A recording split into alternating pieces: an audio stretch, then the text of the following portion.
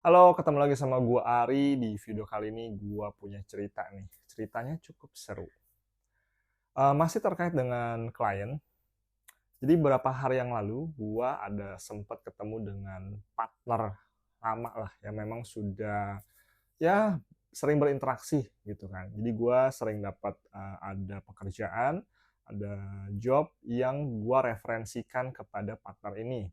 Jadi ada pekerjaan-pekerjaan yang memang yang gue tidak handle, kita tidak melakukan layanan ini gue referensikan beberapa pihak, salah satunya partner gue ini untuk bisa dieksekusikan.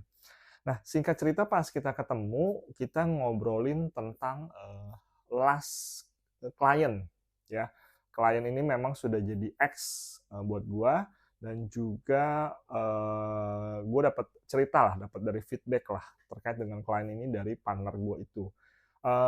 Gue udah referensikan, after itu karena referensi kan gue ya udah nggak tahu menau lagi update apa dan seterusnya, dan memang itu bukan bagiannya gue juga.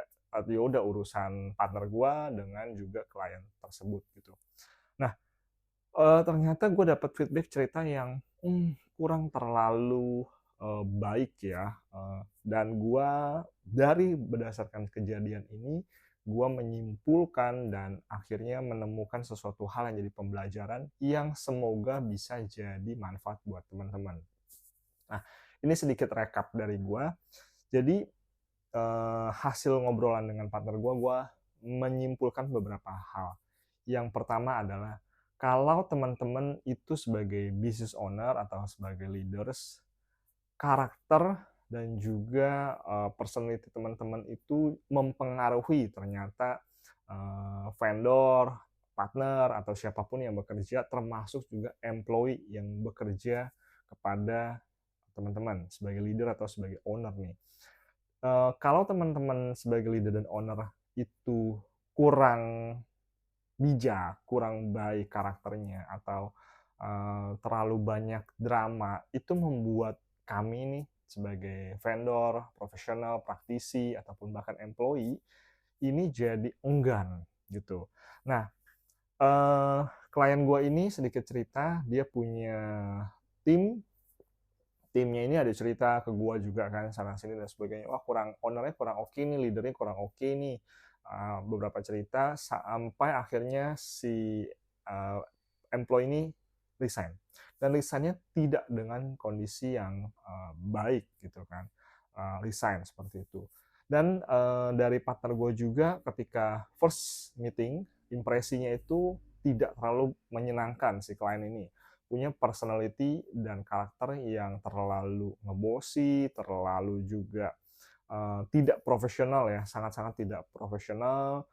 Juga ada apa namanya, hal-hal yang tidak paham dia maunya apa. Jadi dirinya sendiri sebagai owner, sebagai leaders itu tidak tahu maunya apa.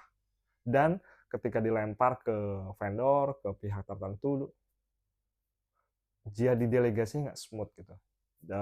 Vendor, agency atau pihak manapun yang ngerjain jadi ini maunya apa, jadi kebingungan kayak gitu. Nah, itu yang pertama. Jadi karakteristik dan personality dari leader dan owner itu sangat berpengaruh kepada vendor atau siapapun yang kerja sama lu nih. Jadi lu mesti benar-benar make sure lu as a good leader, as a good owner gitu kan. Punya skill setnya, punya knowledge-nya, dan juga lu punya leadership, dan lu yang paling utama menurut gue adalah lu perlu tahu lu mau ngapain, mau kemana, dan begitu delegasi, yang lu delegasin tuh jelas, jangan ngambang begitu. Itu yang pertama. Nah, yang kedua adalah terkait dengan budget. Nah, budget ini krusial, ini sesuatu hal yang juga cukup sensitif gitu. Nah, budget ini teman-teman ketika kerja dengan partner, teman-teman sebaiknya as a leader dan owner cari tahu dulu gitu kan. Yang pertama teman-teman harus tahu budget gua berapa untuk execute activity tersebut atau apapun yang mau dilakukan. Budget gua berapa gitu kan. Punya budgetnya dulu. Kemudian cari di sekitar. Kan kita punya Google, kita punya internet, kita punya sosmed gitu kan. Kita bisa cek banyak vendor dengan cepat, range harga dan sebagainya, kisaran di berapa gitu kan. Apakah anggaran kita dengan anggaran di market itu relevan atau tidak.